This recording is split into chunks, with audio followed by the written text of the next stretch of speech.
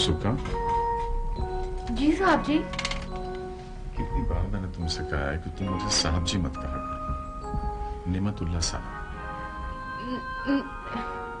नेमतुल्ला अगर साहब। तुम्हें मुश्किल पेश आ रही है तो सिर्फ हाजी साहब कह दिया। हाँ जी, ये ठीक है। मैं ना आपको हाजी साहब ही बोल दिया करूंगी। इस तरीके करके अगर तुम्हें तकलीफ ना हो तो मेरे सर में जरा तेल डाल देना। हाँ जी, क्यों नहीं, मैं डाल दूंगी। वैसे पता है साहब जी, हाजी साहब, आपकी सेहत पहले से बहुत अच्छी हो गई है, आप पता है? तुम्हें पता है ये सब कुछ क्यों हुआ है? ये सब तुम्हारे हद से ज्यादा ख्याल रखने की वजह से हुआ है। एक औरत ने 10 साल में बिस्तर से लगा दिया जला जला कर। दूसरी औरत ने 3 माह में खिदमत करके बिस्तर से उठा दिया। लो भला, मेरा और को बेगम साहब का मुकाबला है? हमीदा बेगम ने एक ही नेकी की है मेरे साथ सारी जिंदगी में कि उसने तुम्हें मेरी खिदमत के लिए रखा। हाँ हाजी साहब, मैं तो पता है बिल्कुल ही लवारिस थी। बेगम साहबा ने ये बड़ा ही नेकी का काम किया है मेरे साथ। एक बात कहूँ सुखा? हाँ साहब जी, बोलो ना। लो भला, आपको को पूछने की जरूरत है मुझसे? अगर जो तुम्हें इससे अच्छी नौकरी मिल गई तो क्या तुम मुझे छोड़कर चली जाओगी? अगर ऐसा हुआ हो सकता है मैं दुनिया में ना रहूं। हाय अल्लाह ना करे हाजी साहब। लो भला, मैं आप जैसे अच्छे मालिकों को भला छोड़ के जा सकती हूँ? ऐसा मैं नहीं कर सकती। आपने तो बुरे वक्त में मुझे सहारा दिया है ना जी। रहने को जगह दी है मुझे, और खाने को और पहनने को कपड़े दिए हैं। बल्कि क्या? बल्कि उल्टा मुझे डर पड़ा रहता है, बेगम साहबा ना किसी गलती पे मुझे डांट के घर से ना बाहर निकाल दें। अगर ऐसी ही बात है तो क्यों ना हम अपने अपने खदशों से महफूज हो जाएं? वो कैसे? तुम मुझसे निकाह कर लो।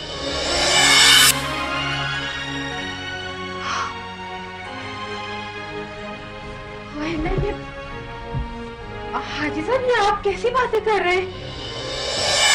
मैं तुम्हें खोना नहीं चाहता। तुम्हें मेरे सहारे की और मुझे तुम्हारी जरूरत है। तुम यकीन करो, मैं तुम्हारा बहुत आदी हो गया हूँ। ऐसे कैसे हो सकता है जी? बेगम साहब ने सुना ना तो उन्होंने तो उधम मचा देना है। देखो, हम किसी को बताएंगे नहीं। तुमने देखा है 3 महीने के अरसे में वो सिर्फ 2 दफा मेरे कमरे में आई। जी ये हाजी साहब, ये तो कोई चंगी गल ना हुई ना। और वैसे भी इस तरह की चुपचाप शादी, ये कोई शादी तो ना हुई है। तो देखो सुखा, मुझ पे शक ना करो, मुझ पे एतबार करो। मुहिउद्दीन मेरा दोस्त भी है और काजी भी है। हम दोनों उसके पास जाएंगे और कुछ मोतबर लोगों के सामने उनकी मौजूदगी में निकाह कर लेंगे। पर जी हाजी साहब, बेगम साहबा को जो पता चला ना, उन्होंने आपको डांटना है और मुझे तलाक भी दिलवा देनी है। और मेरे को तो ये घर का जो आसरा है ना, ये छत है मेरे सर पे, ये भी चली जाएगी जी। मेरा तो कोई ठिकाना भी नहीं है। तुम उसकी फिक्र मत करो। अब वो औरत मुझ पर दबाव नहीं डाल सकती। देखो सुखा, अगर तुम्हें यही खदशा लगा हुआ है और अदम तहफ्फुज का एहसास है तो ये घर हक मेहर के तौर पे मैं तुम्हारे नाम कर दूंगा। देखो सुखा, ये घर मेरे नाम है, मेरा अपना घर है। मैं निकाह के दिन ये घर तुम्हारे नाम कर दूंगा। बोलो, मंजूर है?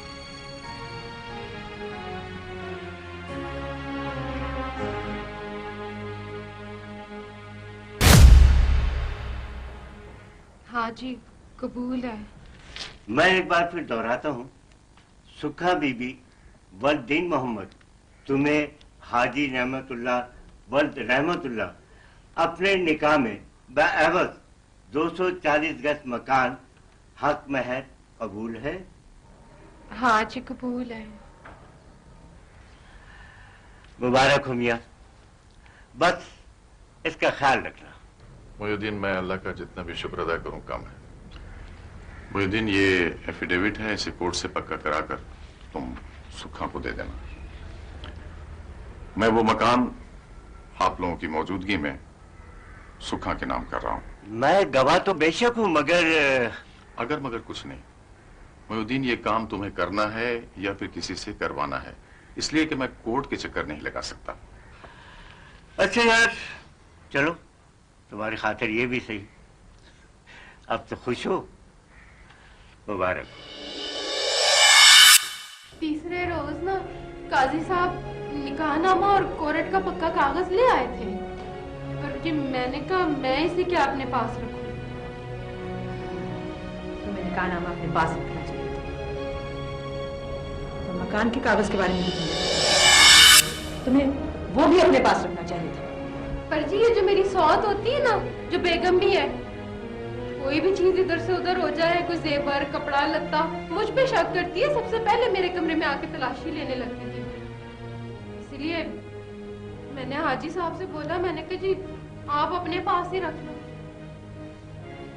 हाय हाजी साहब बड़े नेक इंसान थे जी, बड़ा प्यार दिया है उन्होंने मुझे, पर इन जालिमों ने इन्हें आए हैजे की कुल्ली, इन जालिमों ने उन्हें मार डाला। क्या मतलब? हाँ जी, मैं जाहिल जरूर हूँ, पर मैं जानती भी बहुत कुछ हूँ। उस राफा ने उनको जहर दिया है। तुम्हारे पास सबूत है अपनी बात का? ना जी, सबूत तो मेरे पास कोई नहीं है। पर जी कल रात जब मैं साहब के लिए दूध बना के लेके जा रही थी ना, तो वही मैं वो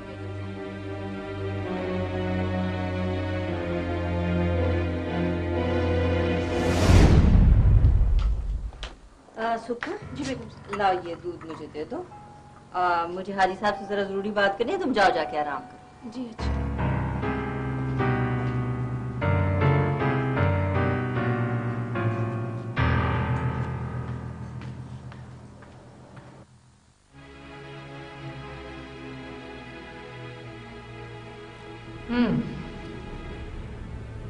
तो ये है सारा मामला। अब तक तो वो वापस नहीं आई ना। मुझे क्या पता था कि बुड्ढा इस उम्र में ये गुल खिलाकर जाएगा। चलो तो क्या हुआ, हमने तो सारे सबूत शब वसल तो जला ही डाले हैं। अब वो लाख दावा करती रहे। लेकिन इश्तियाक, मुझे डर लग रहा है कहीं कोई गड़बड़ ना हो जाए। कुछ नहीं होगा, फिक्र ना करो, कुछ नहीं होगा। हाँ जी आप देखो कैसे ठूस रही है अपने लगे सगे के साथ, देखिए ना मैं चुप रहा। ये सब क्या हो रहा है भाई, क्या हो रहा है? मुझे लगता है कि इस लड़की ने वो मनगढ़ंत कहानी आपको सुना दी है। मन गढ़ंत कहानी हो या सच हो, सुखा का दावा ये है कि इस घर के मालिक हाजी साहब की ये बीवी है और ये घर इनके नाम पर है। झूठ बोलती है जी, ये बकवास करती है। क्या सबूत है इसके पास?